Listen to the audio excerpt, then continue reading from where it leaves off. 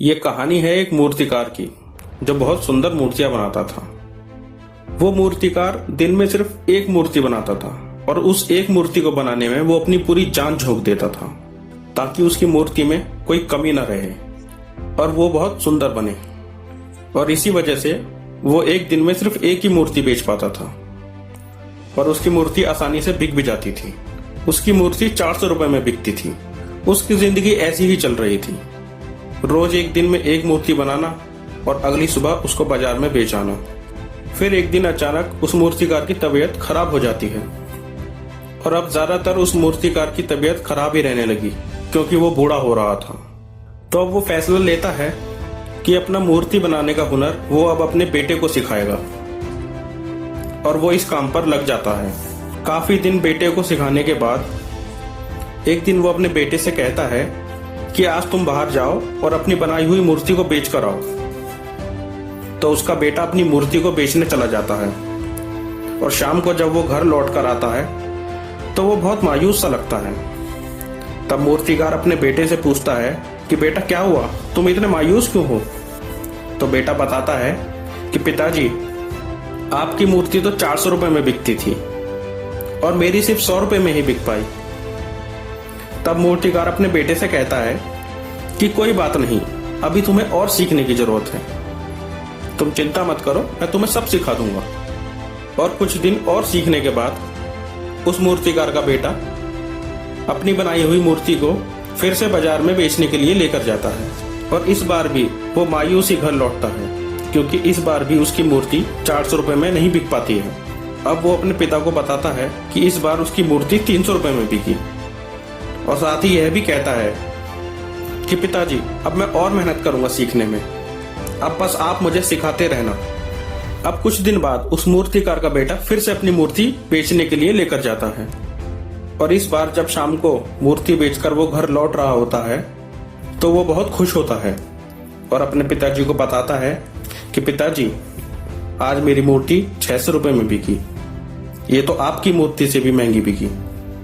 तो वो मूर्तिकार बहुत खुश होता है और अपने बेटे से कहता है कि हाँ बेटा, अब मैं तुम्हें और भी अच्छे से सिखाऊंगा और फिर तुम्हारी मूर्ति 1000 रुपए से भी ज्यादा की बिकेगी। इतना सुनकर उसका बेटा उसे कहता है कि पिताजी, आप तो आज तक 400 रुपए से ज्यादा की मूर्ति नहीं बेच पाए, तो अब आप मुझे और ऐसा क्या सिखा देंगे कि मेरी मूर्ति 1000 रुपए से भी ज्यादा की बिक जाएगी। मुझे जो सीखना था मैंने सीख लिया, अब आप इससे ज्यादा और कुछ नहीं सिखा सकते मुझे, अब आगे मैं खुद कर लूंगा। तब मूर्तिकार अपने बेटे से कहता है कि बेटा, कभी अपने हुनर पर अहंकार नहीं करना चाहिए क्योंकि कभी भी हुनर हमेशा संपन्न नहीं होता, उसमें कोई ना कोई कमी रहती ही है और उस कमी को हम कभी खत्म ही नहीं कर सकते, लेकिन उसे कम जरूर कर सकते हैं किसी दूसरे की तजुर्बे की मदद से। तो बेटा मूर्तिकार की यह बात सुनकर बोलता है कि आप यह सब इसलिए बोल रहे हैं ना क्योंकि आपको मुझसे जलन हो रही है, क्योंकि मैंने आज आपकी मूर्ति से भी ज्यादा महंगी मूर्ति बेची।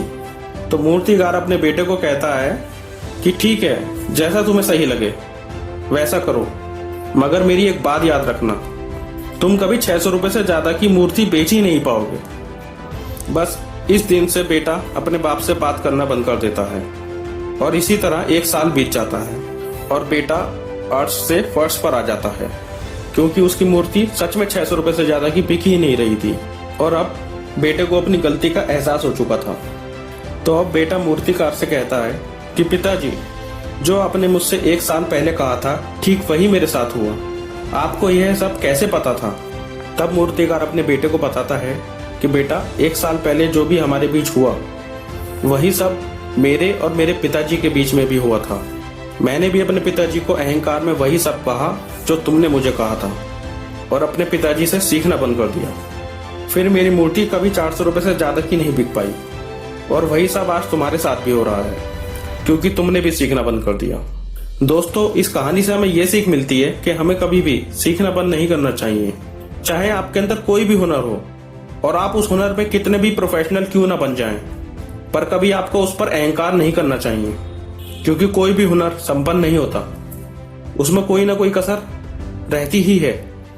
अगर आप अपने हुनर को दिन प्रतिदिन और निखारेंगे तो आपकी ग्रोथ भी और ज्यादा निखर कर आएगी।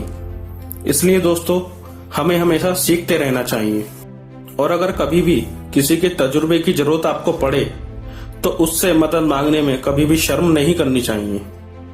इस सदी के एक महान आदमी जिनका नाम स्टीव जॉब्स है, उनका कहना है कि स्टे हंग्री, स्टे फुलिश। मतलब ज्ञान पाने के लिए हमेशा भूखे रहो और ज्ञान मिलने के बाद भी हमेशा बेवकूफ बने रहो। अगर आपने हमारा चैनल सब्सक्राइब नहीं किया है तो कृपया करके सब्सक्राइब बटन को जरूर दबाइएगा और इस वीडियो को लाइक करके हमें कमेंट करके जरूर बताइएगा कि यह वीडियो आपको कैसी लगी। धन्यवाद।